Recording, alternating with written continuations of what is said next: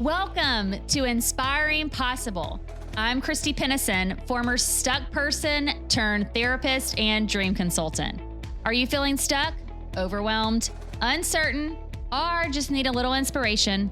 Then I want to help you gain the clarity, confidence, and courage to create possibilities and live a life you love. Because, folks, life's too short to be miserable. Hello, inspiring possible people. Welcome back. I'm so glad that you're here. And I'm honestly, y'all know I get excited about guests, but I've actually, since I watched a video about this guest, I'm like, I'm so excited to have him on and hear a little bit more about his journey and story. And so I am super excited that this person has been through a lot of different things in life, from life highs to life I don't knows. And I think if you are listening, you probably experienced that in your own life where you have had some things in your life that you're like, yes, I am winning. And then sometimes life just knocks you by surprise, knocks you off the road, and you find yourself trying to figure out how to move forward in some really tough situations. And so if that's you today, keep listening because I think you're really going to like the guest today. And so I'm really excited to welcome Tom Lenoble to the show. Not only is he an executive leader, he's also an international speaker, a resilience coach, which I love some good resilience, and we have some similarities in our logos that we like for that symbol of resilience. But he's also a philanthropist and number one best-selling author of a book we're going to talk a little bit today about: My Life in Business Suits, Hospital Gowns, and High Heels. So, welcome, Tom. Christy, it's great to be here with you. I've been really looking forward to being with you and your viewers. Yeah, well, we're excited to have you. So, I'm just going to dive right on in and ask you, how did this book come to life?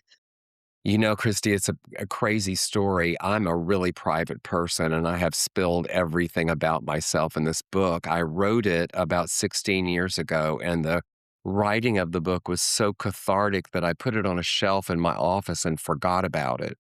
And a few years ago, 3 years ago, I was doing my year-end process that I do, which is a whole nother podcast that I've been doing for over 35 years. And the book came up, and it was a decision to either trash it or run with it. And I made this decision to run with it, and every door possible opened for me to get this book out. And what this book has, it's a memoir that crosses over to self-help. And it takes the fact that who we are today is the sum parts of who we've been throughout our life. And some of those parts we may feel were outrageous. We may even have a little shame, or we may want to keep it private, or we may just think somebody won't understand. But indeed, you would not be who you are today without all those parts. So I decided to put it out there, and it's been a great experience. Yeah, well, listen, I'm thinking about this, right? This book writing, because, this is something that has been on my mind every now and then. I'm like, like to write, whatever. But what you just talked about, the vulnerability hangover, I guess, as Brene Brown talks about sometimes. Like, how was that putting that out into the world when you actually did it? Were you in a place where you're like, I'm ready to release this? Because you share a lot about your life in the book. Yeah, it was interesting because I have two friends. One is a friendship for 50 years, one for 48, which I wish everybody could have. And separately, they said to me, "What secrets could you have that we don't know?" And I said, "Enough that I changed your name in the book."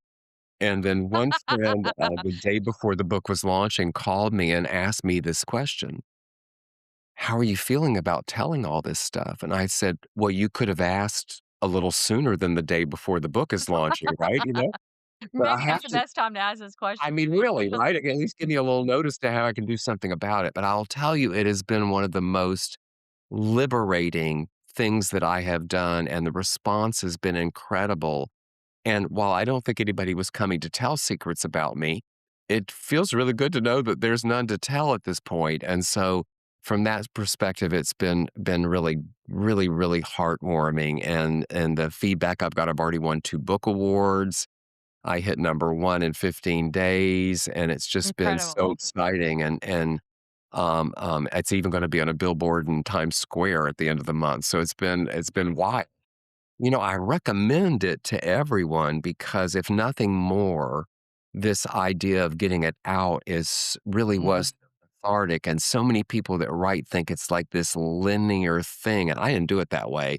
I did whatever came to my mind and sort of recorded it, documented it, and later pieced it together in some kind of order. So I just share that tip with you because many people I hear I have to sit down and write every day and just collect, collect, collect, and then piece it together was kind of one of my secrets. But, I look at some of the things that are in this book and I get asked the question, well, what do you, what the same kind of question is, what do you think about it? I said, well, I didn't, or why didn't you do this before? And I've had some pretty powerful executive positions. And if people had known that I had two life threatening illnesses, one was terminal, that I've been given 6 months to live 3 times, and that I've lived with metastatic cancer for the last 13 years, it's unlikely they would have hired me. And let's be Yeah. real, if they had heard anything about high heels, they wouldn't have hired me. Yeah. So there's sometimes in our life, there are things we're not ready to share, but I'm at a point in my life where don't care anymore. Yeah, you're like, "Forget it. This is it. This is me," and actually, it must be to hear you just talk about this, it must be very also freeing, and then you're just like, "Yeah, I can just totally be myself. I don't have to hide parts of me that I had to feel like I had to protect because maybe people, like you said, wouldn't have hired me, or they wouldn't have understood parts of me, or they would have maybe even had certain ideas or judgments or whatever." Because I just put myself out there, and, it must be, yeah, a really, like, not Yeah, only it is. cathartic, but It freeing. it is, and in my practice, I talk a lot about risk resilience and reinvention and about not living in the past. So when I say what I'm saying, I'm not living in the past, but because it would be easy to say, Tom, why didn't you do this sooner? Right. Yeah, And that serves no purpose because I didn't. But I will say this what you're saying is true. It feels like I put on a custom suit that not only fit perfect, but it was part of me. It's like I mm. stepped into the fullness of who I am, who I've been, all the out of control part as well as the in control part. So, Okay, well, and how's that been since this has all been kind of you're just like, "Here, this is me."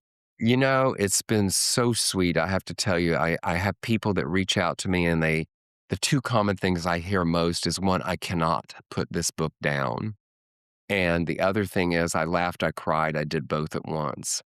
And so that's been That's a really good book cool. when you can do all of those, I'll be Yeah, honest it's with you, been that's a really good book. great, and, Lee Woodruff just wrote me up, and, the book awards, and then, I think the cutest thing that happened this week, 2 things. One, I was in a restaurant here in San Francisco, and the server walked up and said, "You're the guy that wrote the book," and I was like, "Ooh."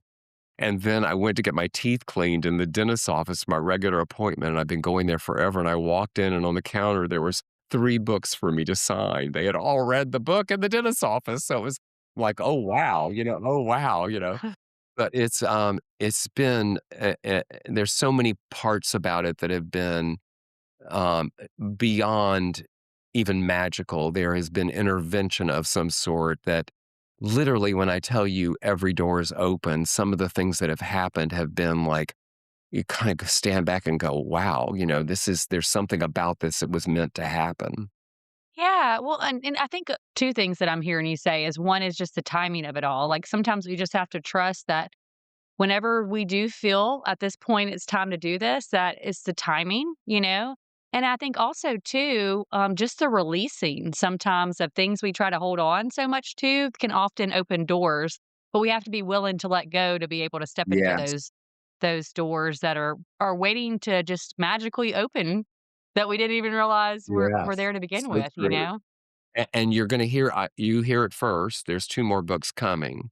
So, there's 2 more Yes. ones in the works, and then the 3rd one, and, the next one is my life at Facebook, The Adult in the Room. And, Yeah, okay. I can't wait to hear about this one. I'll tell you, it's a great story. I interviewed with Mark Zuckerberg when he was 19. And I was working at Palm, the Palm Pilot Trio people that are now part of HP. And I got a call from a recruiter, and it was from Facebook, and they were still in colleges. I didn't even know what it was. And so I thanked them and told them I was working my I was dream the job. first one of the first adoptees. I remember my Yeah. age group because I was in Right college on. and we had Oh, it just for the college that I was at. Yeah. right. And so this buddy called me and said, I referred you to Facebook. You didn't even talk to them. Excuse me. And I said, well, what is Facebook? And so, long story short, and it's a great story that's in the book. I went to interview with Mark when he was 19. And as I arrived there in my suit and walked up these stairs into this little tiny office, I think it was over a Chinese restaurant. I walked in and realized that everybody there was young enough to be my child. Well, the long story short is I went there. I think I was in the first 75 employees, I think 57 or who's counting. And everybody there was young enough, literally, to be my child. And so they called me the adult in the room.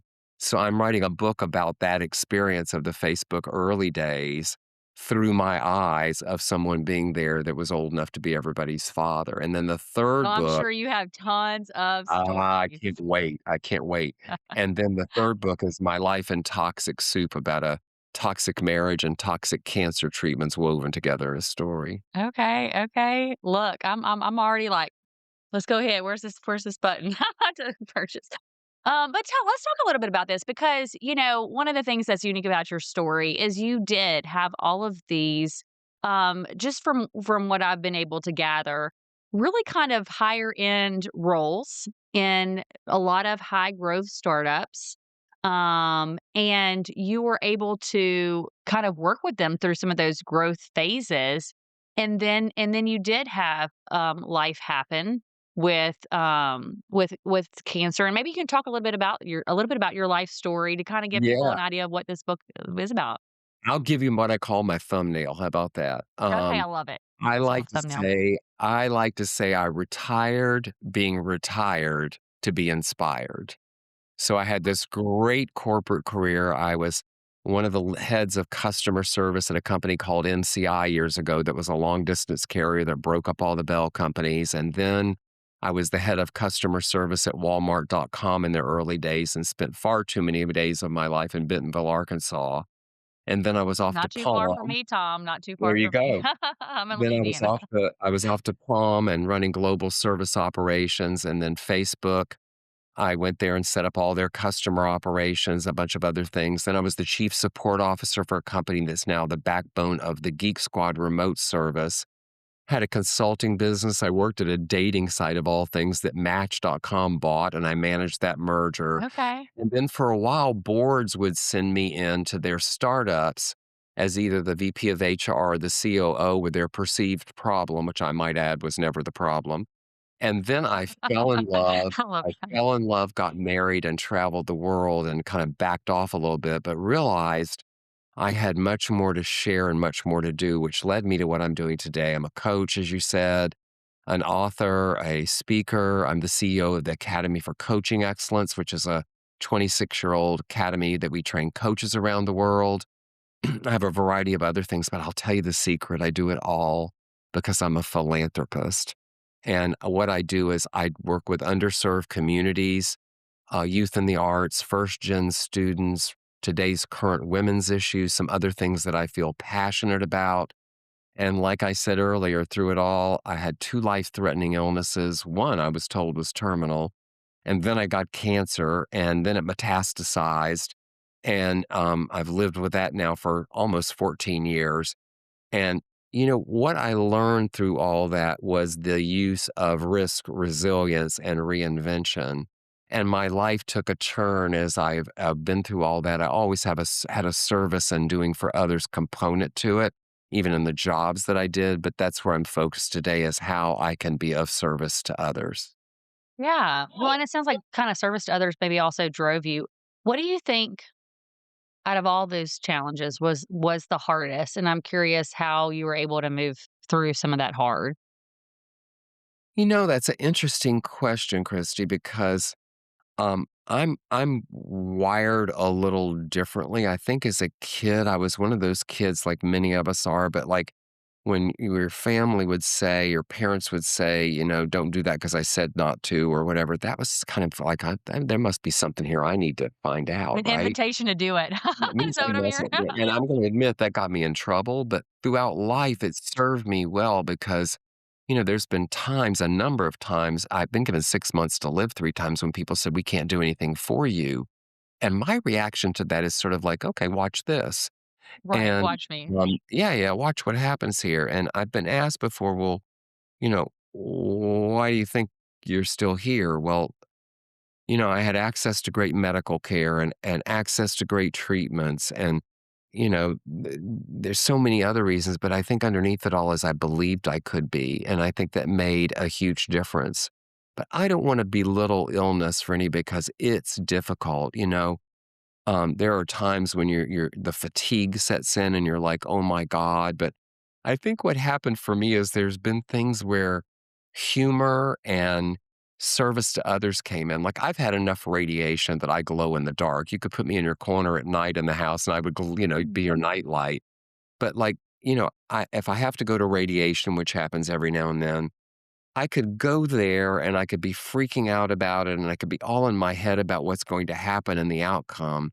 And instead, what I try and do is become very present. And in that waiting room, I can look around and I can identify people that are scared to death. And doctors don't tell you what's just going to happen when you go in the room. They prepare you for other things. And so I engage in conversation. I don't, not intrusive, but it invariably will lead with someone about how they're feeling about it. And I just demystify what's getting ready to happen. You don't have to take your clothes off. There's this big machine going to whir around you. There's no pain.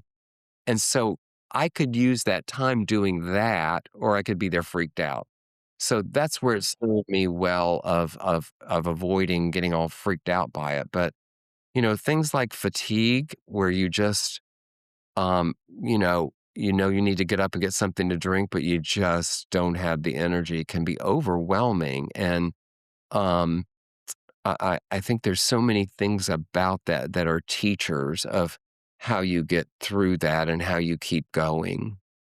Yeah. Well, and also, I think what I'm hearing a thread is kind of like that philanthropic mindset. Even though you're having to go through something that's really challenging, and even though you've been through it before, it sounds like you shift your mindset to focusing on how can I be present and support even others while I may be even going through my own hard. Yes, yes. Or find something about what's going on to distract you enough that the fear that you might feel isn't. And I realize I'm unusual. Like I remember this time, I have to tell you the story. I'll try and keep it clean. I had to go and have these gold seeds implanted in a place you'd rather not have them implanted Okay.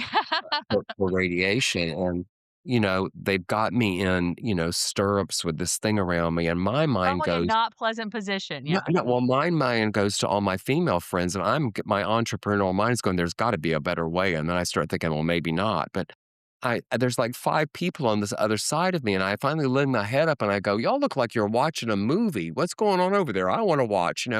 Of adding a little levity to the situation because you're going to have to Mm, go through it anyway. So how do you kind of be present versus letting your mind either go back to the past of what happened and what could be, or get in the future too much of the outcome of just be there. This is what's happening. How do we make this situation? And I realize I'm a little unusual, but I do think there's something to take away from it about how we use our own minds and our own resilience to try and stay present to what's happening and not let ourselves get too freaked out by it. yeah. Well, and I know you coach, people as well, but how do you help them foster that resilience for themselves? What would you say is some things that not only for you, but that you've seen other people really be able to use this risk resilience and the reinvention to really incorporate this Yeah. into their life? Well, there's a couple things I'd love to say about. Two, I find with the people I work with two common things. One is how many of us live in the past. We live in the past about what happened as if there's going to be a do-over. Or we're like our phones where you see that little button or you're watching a video and you can go back 10 seconds. Life isn't that way unless it can teach you something living in the past. isn't serving you well because you're missing what's happening right here, right now. The other thing I find with people is they forget their evidence. What I mean by that is there's something challenging happening in life and it's real in the present right now, but they forget the things they've been through in their life that they have overcome and been able to get through. Well, that evidence, if you just take a little of it, can help you in the challenge you have today. You see, I see resilience as a muscle. Just like you exercise your bicep and tricep to make it stronger, using your resilience, which I call your greatest currency, is like building a muscle and it serves you as you strengthen it more and more over time.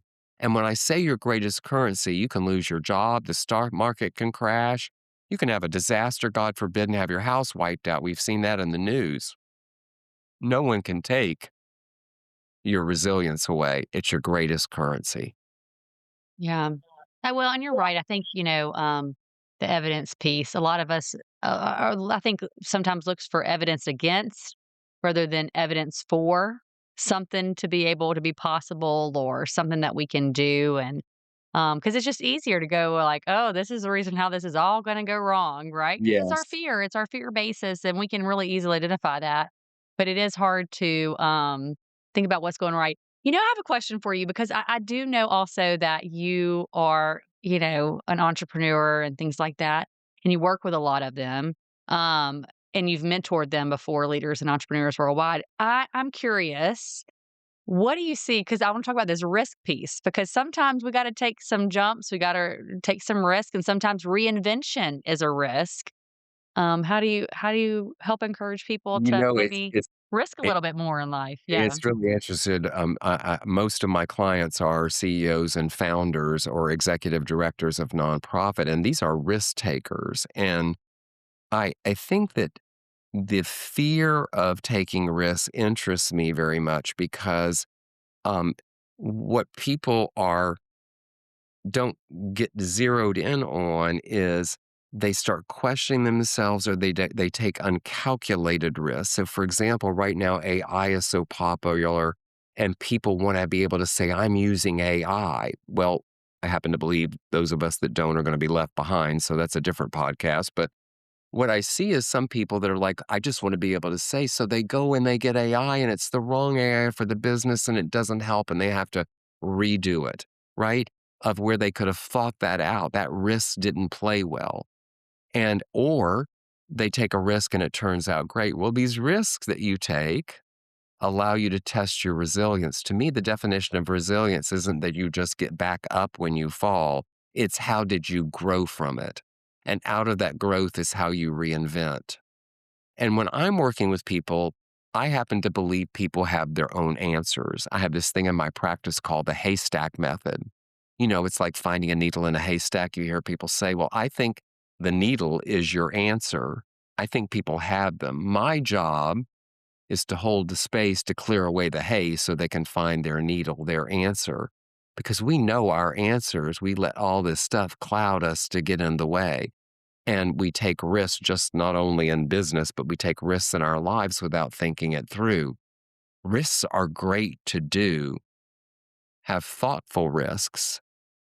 Use the what I call the energy of support. Tap into your network, tap into people, bounce it off of them. You could still take the risk and see what happens. But always know that on the other side of it, some of entrepreneurs, I don't know if you know the statistic, but like 95% don't make it. They Hmm. become some of the most marketable people because they've been through it. Interesting.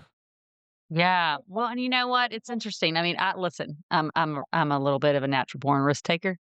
Normally, I'm like, okay, there's the cliff. I realize it's part of my personality. Like you said, when you were a kid, you're like realize things about yourself that now later on in life, you're like, okay, this may be where I differ some, and these are also maybe where this is a gift in some ways, and maybe some ways I need to slow down sometimes.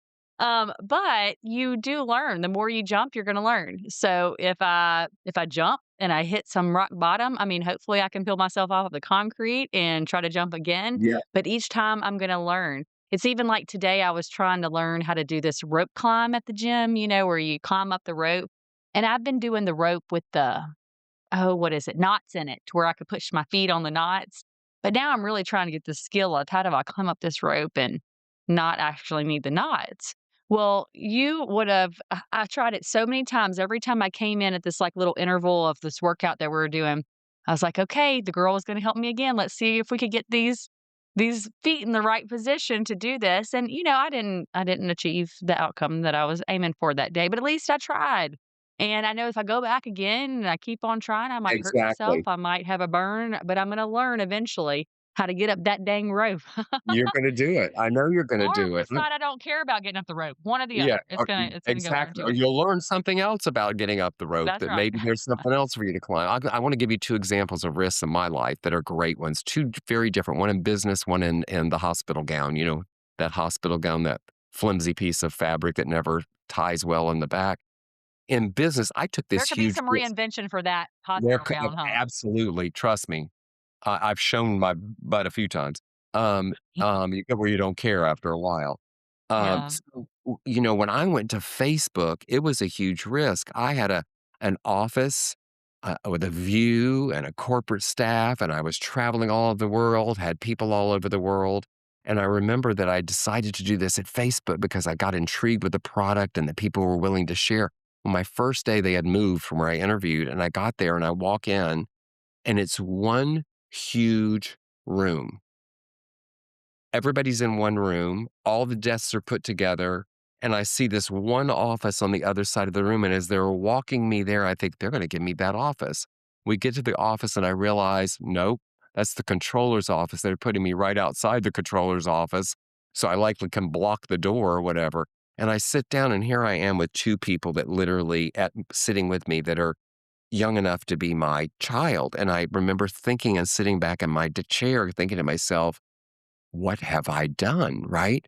But look what that risk yielded for me. Not only did I have this incredible experience, but it has done something in my life. I would have been fine without it, but I get to now be of service to others in a way I could have never Mm. been.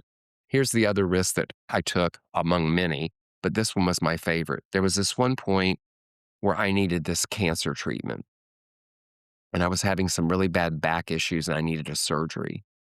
The surgeons wouldn't do the back issue because I had the cancer.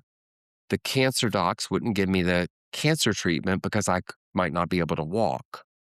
So I said, okay, I need obviously both of these, but I'm going to die if I don't get this cancer treatment.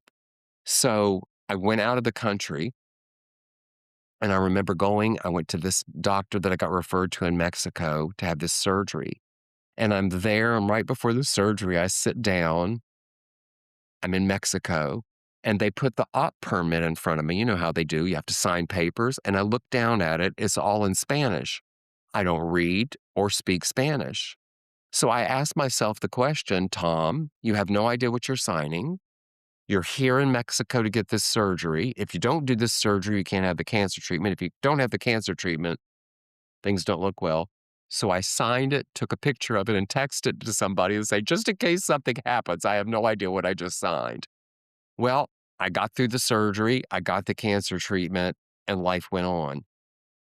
I don't advocate this for everybody, but there's certain points where these risks you take, you weigh what's going on, and you ask yourself, okay, what do I do here? And it's not for everyone, but some of these risks in life, we do the best we can. And as you said, we can get back up, we can try something new, and they're worth taking that risk every now and then. Yeah. I mean, you just have to try sometimes. It's like, I'm sure at that point, by the time you got to Mexico, you're like, what do I have to lose at this point? Like, it's kind of like I'm here. And that's where it's hard. Sometimes we just have to relinquish and just be able to trust. Like, I'm trusting that what they're putting in front of me is not like I'm going to wake up and half my organs going to be harvested and sent over, like something crazy. I just went to the very much extreme. But, that I'm trusting that whatever I'm signing is Yes. really in good faith and they're here to support me. And that ultimately it ended up being a risk that really, really is probably possibly a reason why you're still here. We're having this conversation, right? A risk that if you hadn't have I can taken, name many yeah, others that happen that way. I think what I found is 2 things. One, in in these medical environments, sometimes, especially older generations, we kind of look at the doctors as, we kind of turn our body over and give it back to me when you're finished, or we take what they say as being the end. They tell you no, there's nothing left or there's something impossible without maybe going further. The other thing I find we do is we go to the people who love us to ask their opinion. I want to encourage people to keep their own counsel and to find people that you can talk to, because people who love us mean well, but they love us. So they want to protect us, or sometimes they tell us what we want to hear. Let people who love you love you. Use Yeah. experts and keep your own counsel about some of these decisions you make, because it's all out of good intent. But sometimes the people closest to us don't aren't the ones to be able to be objective and tell us maybe what we want to hear. That's a great point. I can think about a point in my life where I really was taking probably one of the biggest risks that has also had the biggest impact, not only for others, but it's also been something that's been an incredible journey for myself. But, I can remember people in my life that loved me dearly and they gave, you know, feedback, suggestions, thoughts, whatever you want to call it. And in hindsight, it was with the best of intentions. Their fear was that they just wanted me to be safe. They wanted me to be secure because again, they love me just like it sounds like some of those people in your life as well. You've experienced this, love you and want to be there for you. But sometimes they can't always see what it is that you're trying to go towards or maybe the vision that you have, or if it is even for your health, the thing that you're really wanting to make possible, and you're just trusting that this is how I'm listening to myself and I feel like this is what I'm supposed to do. And it can sometimes prevent people, I think, from taking those leaps or moving in certain directions. And it is just trying to figure out, It okay, is. really what is aligned for me? And then also getting that outside perspective, like you said, where people may don't have the skin in the game. They are just there to help and support in a very neutral, objective way, to help you figure out what is most aligned for you. And it's kind of like you said earlier, you have the answer within you. You just got to find that You do. needle, and you need people to help you clear the hay. And so it's sometimes that's not always your family or friends or ones that really love you. I mean, they can maybe point out the bear that's behind the hay or something like that. Yes. Yes, yes. They can't help you find the needle. I had this experience I want to share with you of I was one of the times they came to me, the cancer came back and it was in 5 locations, and they said, "We can't do anything for you. If we radiate you, it'll kill you. If we do this, you won't survive." So I'm thinking to myself, "I'm not gonna survive anyway. What am I gonna do with this?" I could get all freaked out or I could take action. So it was one of those times I went, watch this." So I started seeking out and I found a doctor in LA who was willing to let me do some experiment. At the time, it's not immunotherapy is now standard, right? But back then it wasn't. So I went to LA and I did these treatments for 18 weeks and these 2 different infusions, and they make you feel so good. And I can remember them saying, "You need to spend the night." And I said, "Look, I'm in LA. By the time I get to a hotel and lay down, I could have been in my bed at home in San Francisco to get through this traffic. I'm going home." But when I was doing this, they came to me and said, "Your insurance isn't going to cover this." And I said, "Okay." So they said, "We need you to give us a $500,000. Now, if you ask your friend, should you spend a $500,000, what are they going to tell you? They're going to tell you all the reasons not to spend that $500,000. It's experimental. You don't know where it's going to be. You're not going to have money, blah, da, da, da, da, da, da. So I said, you know what? If I'm not going to be here anyway. So I wrote them the check. I fortunately was able to pull together. Wasn't easy, pulled together $500,000. Yeah, the And resources. there was Yeah. something about it, I said, "I need to trust this." So I went through the treatment, got through it, it was all over. Have no idea if that's what but I'm still here, so let's just say it did something. Nothing else that gave me the energy to keep going, but after it was all over, I called the business office one day and I said, "I need you to file it on insurance." And they said, "Well, they're not gonna pay for it." I said, "I got that, but I need the denial because I can use it for tax purposes." They said, Yeah. "All." So they filed it, the insurance paid for it, they had to give me my money back. Stop. But that's where it goes to and maybe we can talk about this, is learning to trust yourself, because that's what I kinda heard in that story, is that there was something about it, something within you that said, "Do it," figure it out, and I like how you said take action, because I do think there's moments for clarity, and then there's sometimes where you just gotta do it. And so it Even sounds a like baby step can make all the even a difference. baby step. So it's like, okay, let me make some phone calls. Let's see if I can get this together. And then it all just ended up working out in the end. Yes, yeah. There's something else I want to share with you and your viewers. It's something I call terrible gifts. What's a terrible gift? In our life, at some point, we have something happen to us. We lose somebody we love, a relationship ends, a pet dies, we get sick, we lose our job. These are terrible things we don't wish on anybody. Well, what I found from terrible gifts is whether it's a month, a year, or 5 years later, we seem to get a gift out of it. While Mhm. it was terrible, something happens if we're open to it in our life. I want to give you the best example. This woman I interviewed one day was a huge athlete, like Olympiad level, went in for minor surgery, got MRSA infection. They had to cut off her leg. She's in a wheelchair, having to use a walking stick or a cane to even navigate. Had a little bit of a pity party, but then is like not liking the cane. So, long story short, she, in her own oven in her kitchen, made a cane out of acrylic, fashioned the handle around a wine bottle, which I love. Today, this woman has a global business making these fashionable canes and walking sticks for people that need them to make them feel better about who they are and what they need as they're using them. Terrible gift. Something is terrible. You wish it never on anyone. But look at the gift that came out of it that is serving Mhm. others and beyond. Sometimes things happen in our life. In fact, I will tell you, it will happen in our life. We can have the pity party. We can go there. In fact, I recommend that I do it myself. Look at the clock, give myself 30 or 40 minutes to scream at God, cry, stomp my feet, whatever I want to do. But there's something out of it when we get in touch with this is where we are. What do we now do with it? How do we use it to reinvent ourselves? Maybe take a risk, maybe use our resilience that we built up and reinvent ourselves because this is the reality of where we are today. Yeah.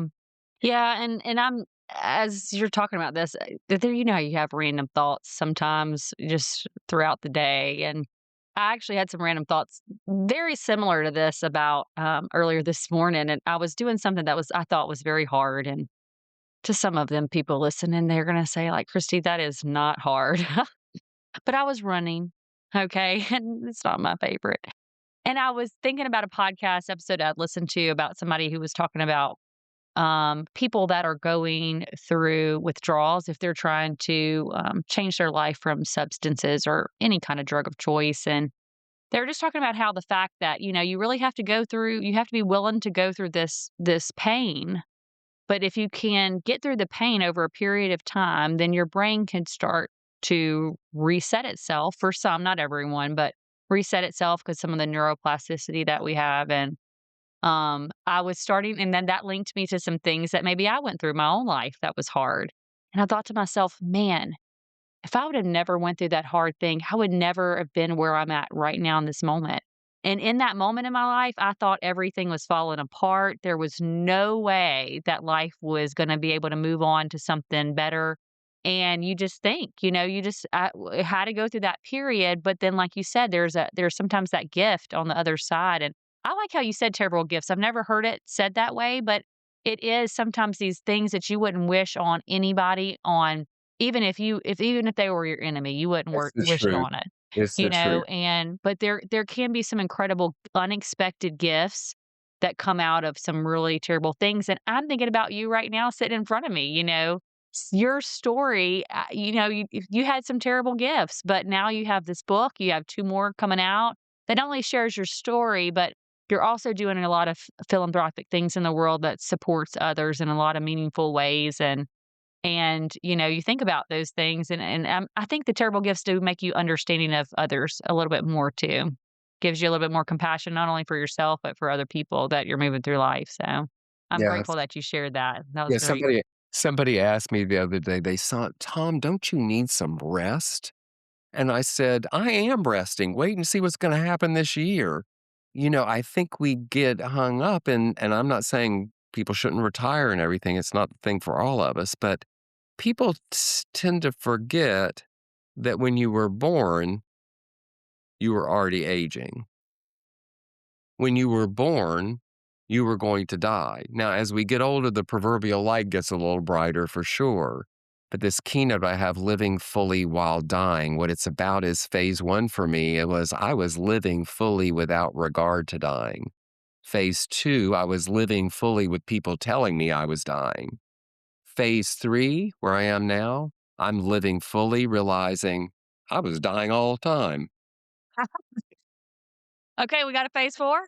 No, is that's just it. Well, we died on time, we might as well live. And honestly, truthfully, when you really start thinking about this, we're going in our day-to-day lives so much, we don't always give ourselves the space. But when you start to really think about that, then you're like, "Why in the hell am I worried about this thing over here? Don't make no sense." Be right here, right here. I'd love to see it. If you're not right here, you're gonna miss a butterfly or you're gonna miss a smile, you're gonna miss something because the past is over. If you can learn something, fine. Don't hang out there. Don't get too far in the future. We woke up today, some people didn't. You got a plan to make sure there's, food for the kids and gas in the car and that kind of stuff. But right here, try and be here and experience what's happening. Yeah. Well, Tom, if people are listening, they're like, "Man, I'm ready to be here and I'm ready to read that book that you got." How can they find the book and how they can just maybe connect with you or find out more Sure. about some of Thank the work you. that you do? Thank you for asking that. The book is on all online platforms, but it'll soon be in bookstores. But right now, you can get it on Amazon, any of the places. So I invite you to get it. My life in business suits, hospital gowns, and high heels. You can reach me on my website, read more about what I do, www.tomlenoble.com. I'm on all the socials. My email is resilience@tomlenoble.com. I love hearing from people. And yeah, I'm love talking to people about this stuff. As you can tell, it's a wonderful thing to be able to do that. And thank you for everything, Christy. It's been a delight being with you. And we should tell the viewers, both of us love the dandelion. Yes, we do. Well, and you know what? You also said something too, Tom, that I didn't mention on here because my mental health practice is Be Inspired. And so when you said retired to be inspired, I said, look at that. Me and Tom still got that Thank connection you. too. Let me tell you what my life work and purpose is before we close. I am an inspirator. I am here to help people take action to reach their goals and dreams. Yeah. Well, look, I'm on the path with you, so we're aligned in that. Well, Tom, I just want to acknowledge you honestly, just for being brave enough to get that book out there to the world and the timing that it needed to get out there.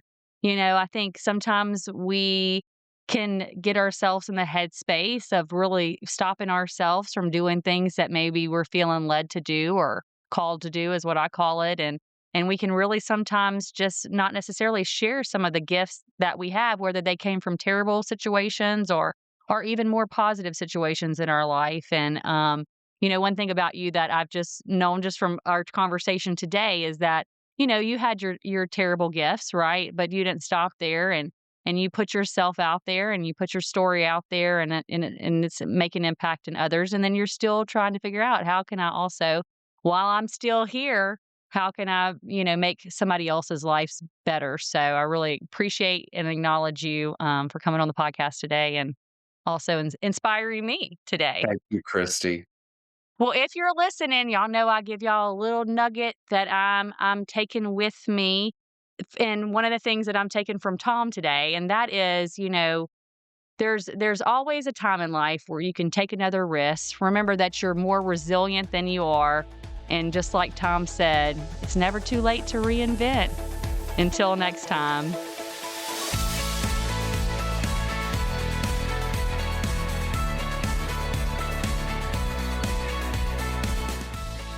That's all for today on Inspiring Possible.